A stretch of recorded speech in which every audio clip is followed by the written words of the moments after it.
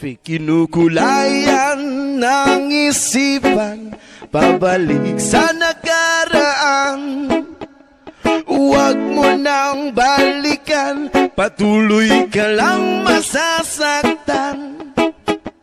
Hindi na kulang kakaisip sa isang magandang larawan.